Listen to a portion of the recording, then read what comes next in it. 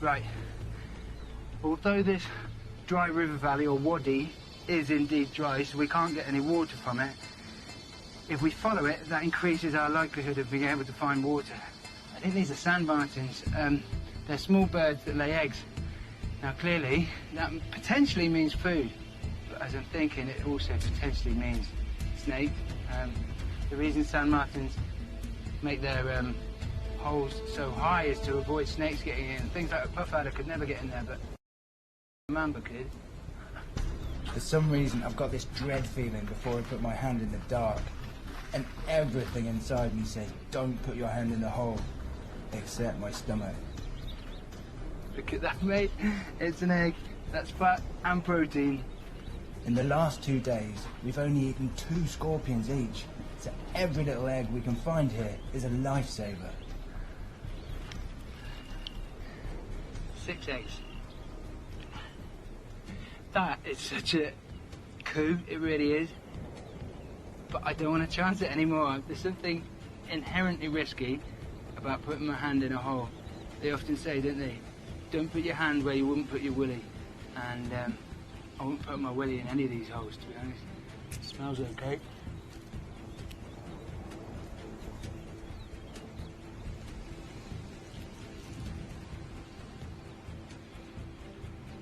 Yeah, they're not bad. They're not bad at all. I'm gonna have another one. Don't worry, I'll share them. You've got 3, I've got 3. Okay, let's keep going. I want to make as much progress as possible, and let's keep following the wadi.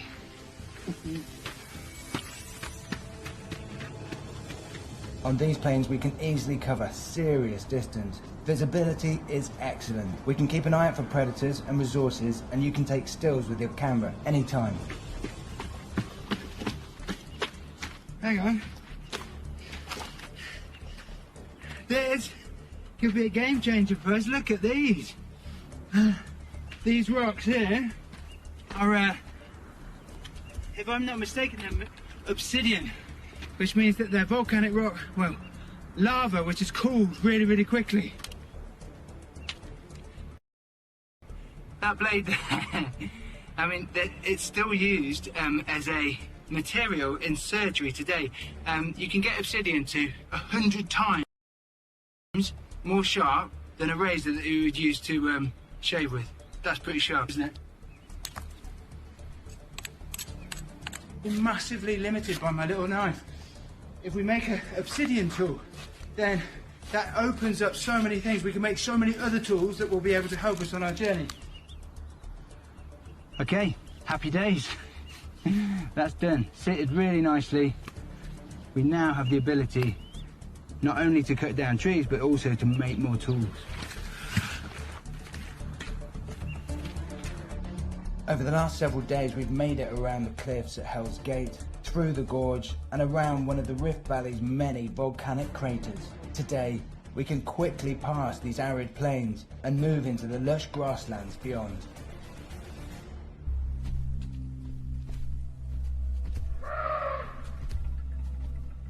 Stay very, very still. There's a whole family of elephants. And the mother is coming right towards us. Don't move. Do not move. You see the little baby too.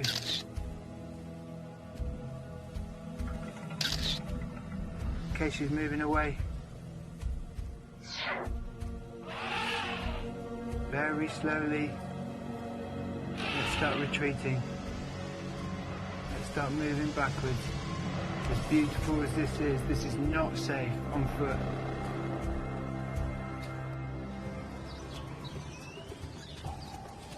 Happy days! Look behind you. That is our water problem sorted. From a distance, I thought this was fresh water, but the lake is full of flamingos. They're likely feeding on algae and larvae, meaning the lake is salty. Up close, you can see the waters here are home to dozens of other birds, like pelicans. And where there are pelicans, there are fish. So I've got myself a spear, and I've made this just using a green branch from back in the woods. The one thing I am a bit worried about though is Nile crocodiles. They can weigh up to about 750 kilograms, which is almost a metric ton, and they kill about 300 people a year in Africa doing exactly this. Fishing or bathing or washing on the water's edge in murky water specifically, so we want to be quick.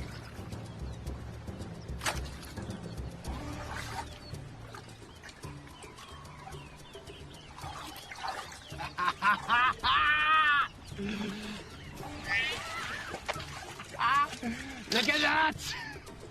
We've got fish for dinner! Oh, that's decent size as well.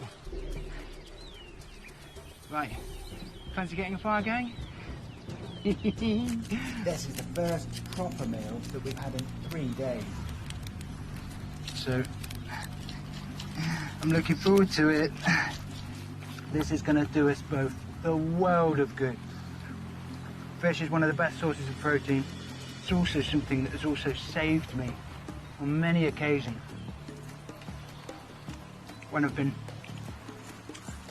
malnourished, feeling utterly depleted. It just makes the brain come alive again. I think it's the oils and the fats as well as the protein, but you just feel more human again after just sort of robotically existing before.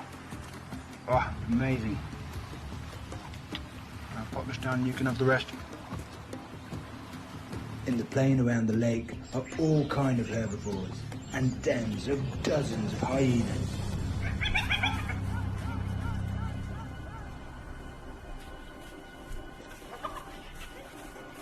Even juveniles like these could easily take down an antelope, wildebeest, or even us if we don't have a proper shelter.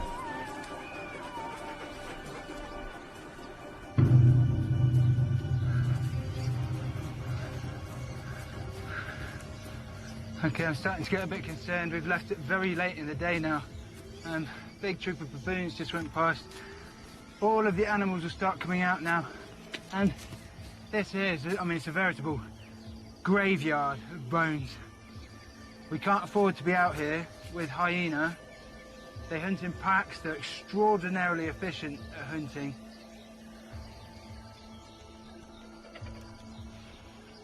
Up the tree, swivel round. Yeah, we can get up here. Come on up.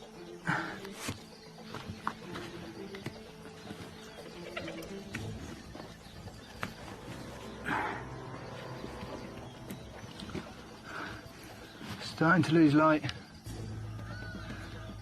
There's more animals coming out. This was the right decision. I think it's the only decision, really. The thing about hyenas is they go for exposed flesh. There's stories of people sleeping in sleeping bags where just their face is exposed and the hyena's just gone in and literally ripped their face off. So I'm glad we're up here. Have you ever slept up a tree before? Don't expect that much sleep.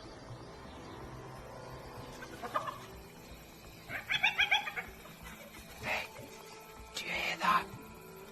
I think there's something under the tree. There are definitely hyenas down there. Thank God we climbed this tree. Hyenas can't climb trees, so just make sure you don't fall down. The saltwater lake we ran into yesterday is pretty big. We'll have to continue to make our way around it. Then, keeping it behind us, we can continue to move north to the plains of the Maasai. That was a pretty horrendous night's sleep. I could definitely hear hyenas from this direction, and these footprints here, they're not cats because cats have protractable claws. They're not dogs because dogs are symmetrical if you draw a line down them. They are definitely hyena. And I think above anything, this just proves that at the very minimum was a vital thing to do, getting up a tree. But we really need to be stopping earlier, building a big boma, fortifying ourselves and getting a fire going. Because these nighttime predators are no joke, they really are not. We're finally making our way past the salt pan and into the lush vegetation and brush on the other side.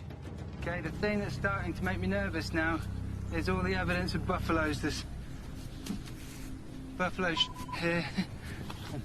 Crikey, this is the most obvious one. Look at that for a skull. You can see how lethal these things can be. They're extraordinarily aggressive as well. Locals call them Black Death or Widowmaker. You would be mistaken to think that they're just a big cow. If we stumble across them and catch them by surprise in the dense, bushy area, that's when they become super dangerous. What I want you to do is launch your drone, and then we'll have a look and see if there's any buffalo in the immediate area. The plains ahead are filled with buffalo herds. Wherever there are groups of herbivores this large, predators are never far away. That was fascinating. Did you see how the buffalo, when they noticed the drone, put on this really defensive sort of stance? I have no doubt if that had been you and me on the ground there that they would have charged. We know where the buffalo are. We could adjust our route accordingly, go round to the west. That was well worth it. Okay, come on, let's go. These plains are teeming with life, and we do need to avoid large herbivores like these rhinos. But if we can find something smaller, at least we won't go hungry tonight.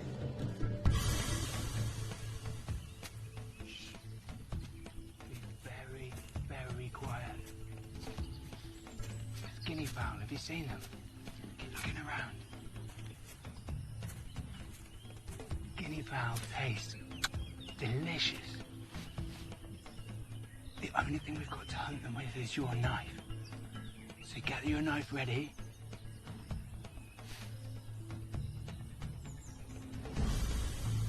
There!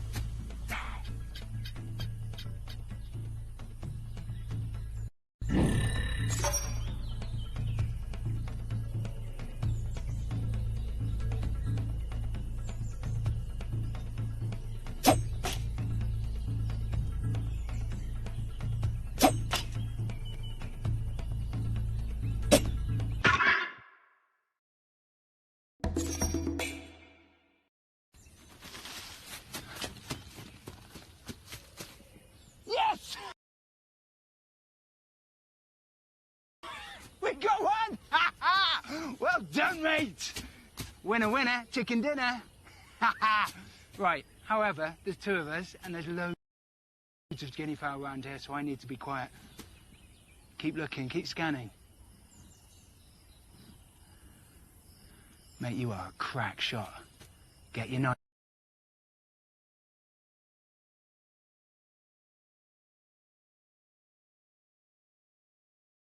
Knife ready.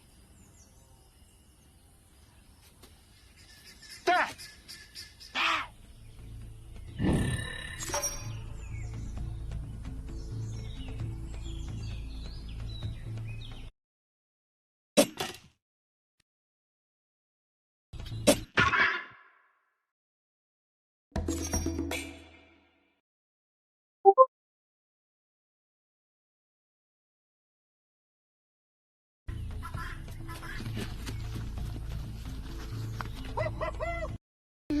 Mate, one fat guinea fowl, one skinny fowl. We have got protein, fat, calories, everything we could possibly want in a beautiful guinea fowl dinner tonight. But we've got a lot of ground to cover today. We're not ready to make camp yet or get a fire going, so let's make that distance and then we can celebrate. Come on. We've covered nearly 40 kilometres today, and that should entitle us to a little celebration. Set you down. The reason for splitting it open like that is so that it will cook nicely over the fire. Right.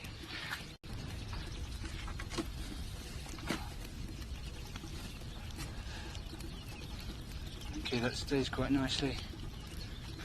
Right, what's utterly essential now is that we both work and build a boma around us. That can be cooking. You can see how our ancestors would have valued a tool like this so highly. Okay. This adze is saving us. With it, we can build this boma and a fire for protection. And thanks to you, we've got dinner. Looks like it's cooking nicely.